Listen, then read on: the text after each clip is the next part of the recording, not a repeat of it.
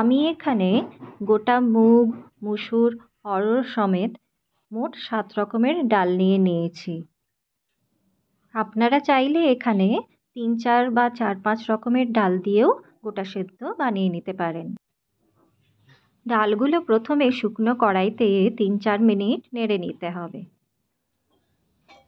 এরপর ডালটা ভালো করে ধুয়ে তাতে গোটা বেগুন, শিম, মটরশুঁটি,